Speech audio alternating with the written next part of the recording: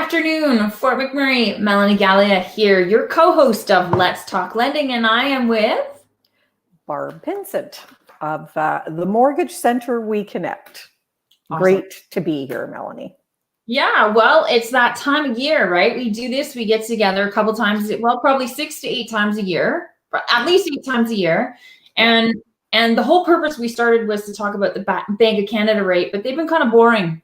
Because they have been, yeah, there hasn't been a change in that rate in a very long time. And they met again today and no change again, which was fully expected because there's not really much room for them. There's nowhere for them to go but down, and it's at 0.25% right now, and they don't want to get into the negative rate. So I really don't expect that we're going to see any change in that anytime soon. Some are saying, you know, for the remainder of 2022, some are saying into 2023, and of course, a lot depends on what COVID does. Right. Yeah, okay, so well, I'm hoping COVID calms down. I'm over, everybody's over it, but we're also in, you know, right now the city just made mandatory masks for the next 30 days, and so, you know, we just gotta do our part, right? Get the mask. We do, absolutely, and just do our part. So, Barb, why don't we talk about something that will be of value to people? And I think, you know, one of the most common things that I get asked is about down payments. And there's lots of different things to know, lots of details. So why don't we dive right into that? Okay. Well, I will start with talking about what is required down on a purchase. If you're buying a property and your intent is to live in the property, the minimum down payment required is 5% of anything 500 and less. If your purchase price is over 500,000, then you need to put 5% down on that first 500,000 and 10% down on the difference. So if you were buying a place, right, like that, up to $1 million, up to 99999, so it can't go over $1 million. You're right. And if you were buying a place and you know you offer $600,000, you need $25,000 down on that first 500,000, sorry, and then 10% on the 100,000. So 10,000 on the 100,000, 35,000 in total. And a really quick way to calculate that number, I find anyways, quick, is you take 10% of the purchase price. So if your purchase price is $600,000, take 10% of that and subtract $25,000 from that answer. And that's what you need down. I find that an easier way to calculate the down payment. I like that little tidbit. Yeah. Use that. Look at, I learned something. You can learn an old dog new tricks here. Okay, absolutely. But homes over $1 million, what percentage down? Over $1 million varies by lender. So if you're, you know, some lenders have a minimum of, some will do it up to, you know, certain dollar amount. So there are some lenders who will go to $1.2 million. They want 20% down. Some will go to $1.5 million, 20% down. And depends on area, location, you know, all of that comes into play as well. And then there are lenders who have sliding scales. So they will do 20% down on the first $700,000, and then they have a sliding scale. So they might want 50% down on the difference. So that varies by lender. Gotcha. But if it's an insured mortgage and insured has to be under that $1 million, then it's the 5% on the first 500 and 10% on the difference. Awesome. Okay, so let's talk about a few different scenarios about getting your down payment, right? Like situation, the easiest situation is that it's already in your bank account plus more. Exactly. So it can come from savings, of course. So if you've got savings that you've, you know, accumulated over a period of time, if you have investments again that have been accumulated over a period of time, if you, you know, have money that you've obtained through an estate, those types of things can be used, funds can be used toward the down payment. Down payment always has to be verified, and it can be a pretty nasty, unfortunately, process because the government mandates that lenders are getting the correct type of documents to verify source of down payment. So you need a 90-day bank or a 90-day history if the funds are coming from your bank account, 90-day history of that account. If you're taking from a checking account and moving into a savings account and, you know, accumulating the money in the savings account, then we need the 90 days for the checking account. You need the 90 days for the savings account. If deposits in excess of $1,000 have gone into an account and that $1,000 wasn't from pay, you know, a payroll related deposit, then proof of where that's come from. So, you know, if you've sold a vehicle or, and you have to be careful with that because it does have to be verified. So, you know, if you've been saving money and you know, you got $5,000 at home in cash and you want to bring that $5,000 in and put it into your bank account, if you can't support where it's come from, then a lender's not going to let us use that $5,000 cash, unfortunately. So, you know, don't hoard it at home. You're better off to put it into the bank account, right? Because it's like that adage, you know, money under the mattress. Doesn't work. You can't use that. So RRSPs is another place that the down payment can come from. And if you're taking from your RRSPs, any money that has not been in there for the last 90 days cannot be used. You can withdraw up to $35,000. And when using money in your RRSPs, you have to be a first-time home buyer to use those funds. And it's like borrowing from yourself in essence, right? So the funds do have to be repaid and the government gives you 15 years to pay the money back. So whatever you're withdrawing, and if there are two of you, if there are two people on the mortgage and both want to use RRSPs, both again as first-time home buyers can withdraw up to $35,000 each. So if you're fortunate enough to put that much money away and can take out 70 grand, well, then you can do that. You'll get notice from the government when the funds, letting you know when the funds have to be repaid and how much you're going to have to pay back per year. Doesn't matter where it's paid back as long as it goes back into an RRSP. And, you know, so if you're going to want to if you want to hurry up and get it paid back right away, then you can pay back more, but you got to pay back at least that minimum. And if in a given year you don't for whatever reason, then the government converts it to taxable income so that at the end of the day, you're going to have that money repaid in the 15 years, no matter what. So there's no extension to that 15 years. Gotcha. So, I was going to ask you, now my question's gone. It seems to me like it's vitally important to make sure you get pre-approved. It really is. It really is, because there's so many variables. Like, people sometimes are under the assumption that it's a slam dunk, and it is never a slam dunk. And, you know, every lender has different criteria that needs to be met. So, you know, it is a good idea to have somebody do a pre-approval for you, and a true pre-approval, not, you know, like lots of times I will just give clients numbers based on, you know, this is what I think my income is, this is what I think I owe, and this is what my vehicle payment is or personal loan payments are. And a lot of the times those numbers are not really accurate. So, you know, I can give anybody a quick, but who's going to give you $500,000 on a quick little, this is what, you know, like, it all has to be verified, right? So, you know, 500,000 to 100,000, all viewed the same way. They don't care. Same thing is required no matter what you're going to be mortgaging at the end of the day. Okay. So the next topic I think is what about gift letters? Gifts. Your down payment can be gifted. The catch with gifted is it has to be from an immediate family member. And so that's your parents, grandparents, siblings. Can't be a cousin or, you know, an aunt or an uncle. It's got to be what is considered immediate family member through most lenders. And there's always a lender that will do things maybe a little bit different. So like I'm just doing standard because, you know, what is almost across the board, but not, because there's always different things that different lenders offer. Niches, which is the benefit of a mortgage broker, again, because I am able to place with, you know, if something doesn't work here because of one lender's policy, hopefully I can find a fit somewhere else, right? So that's how that works. And again, some lenders want the gifted proceeds deposited into the account. Some want verification that the giftor has the funds. Again, different criteria for different lenders.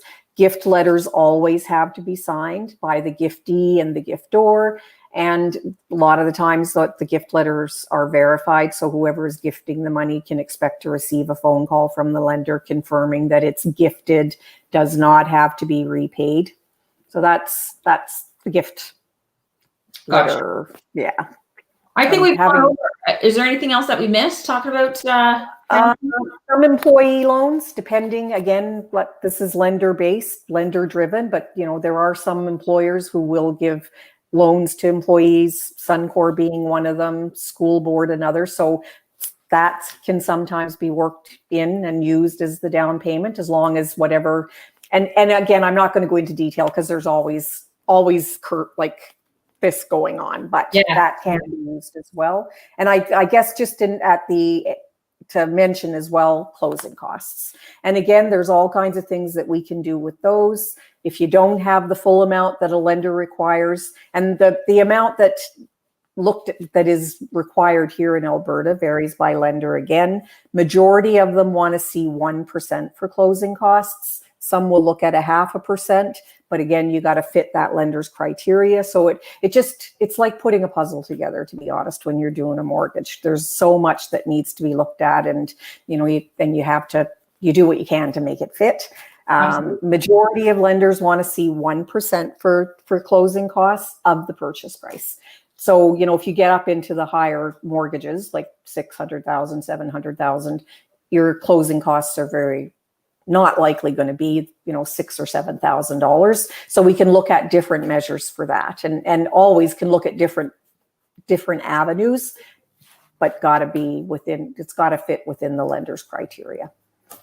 Which I guess points out that, a mortgage is not always about that mortgage rate either. There's so many other things that, you might have lender A who's got a really great mortgage rate, but you can't always send your file to that lender A because maybe some of the criteria that they want to see can't be met. So very much like a puzzle that I enjoy putting together.